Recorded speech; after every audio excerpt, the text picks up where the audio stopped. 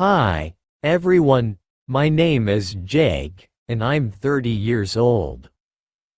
I live in a small town in the United States, and today, I want to share a story with you.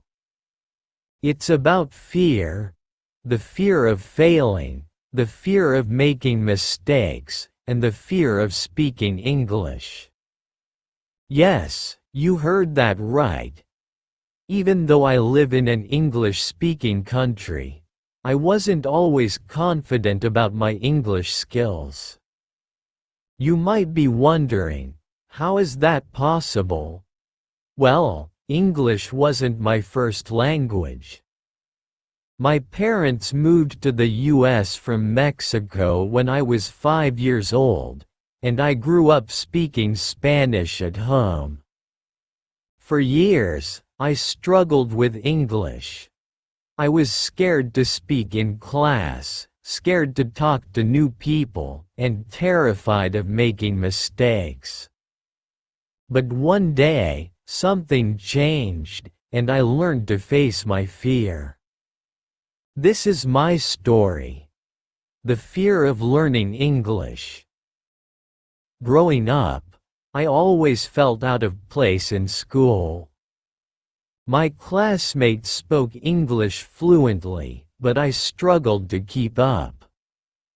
I didn't know how to pronounce certain words, and sometimes, people would laugh when I said something wrong. One day, during a class presentation, I tried to explain my project, but I mispronounced a word. The whole class laughed, and I felt like running out of the room. From that day, I decided it was safer to stay quiet. Have you ever felt that way? Like it's better to stay silent than to risk making a mistake? That's exactly how I felt. I avoided speaking English as much as I could. But deep down, I knew I couldn't avoid it forever. My turning point came when I was 20 years old and got my first job at a local café. On my first day, my manager asked me to take orders at the counter. My heart started racing. What if I said the wrong thing? What if a customer got mad at me? I told my manager I wasn't comfortable, but she looked at me and said, "Jake, everyone makes mistakes. The only way to get better is to try." Her words stuck with me. I decided to give it a shot. The first few days were rough. I stumbled over my words, apologized too much, and felt embarrassed when customers corrected me. But something surprising happened. Most people were kind and patient. They didn't care if I made mistakes. They appreciated that I was trying. Facing my fear, one step at a time. From that point on, I made a promise to myself. I would face my fear of learning English, no matter how uncomfortable it felt. I started small. I practiced saying common phrases like, "How can I help you?" and "Would you like anything else?" every day.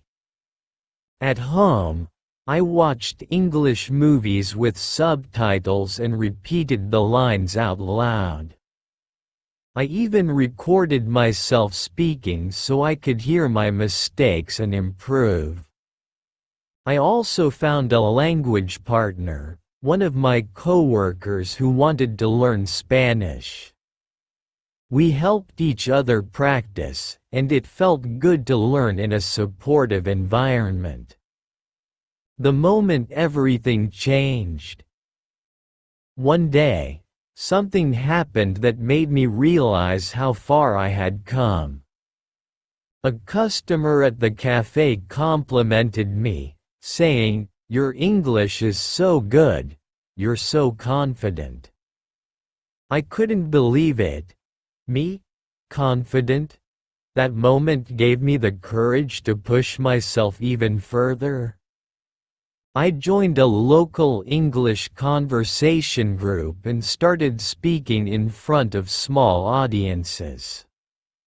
The more I practiced, the more my fear disappeared. Today, I work as a manager at the same café where I once felt afraid to speak.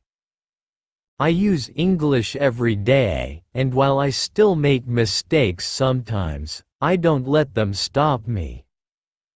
In fact, I've learned that mistakes are part of the process. If you're afraid to learn English, I want you to know that you're not alone. It's normal to feel scared, but fear doesn't have to hold you back.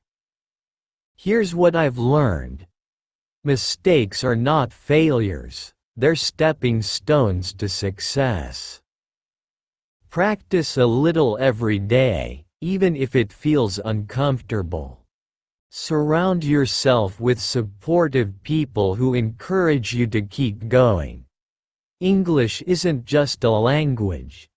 It's a key that can open so many doors. So, don't let fear stop you from reaching your goals. You're capable of so much more than you think. Thank you for listening to my story. Now, tell me, what's one fear you want to overcome? Share it in the comments below. And remember, the first step is always the hardest, but it's also the most important.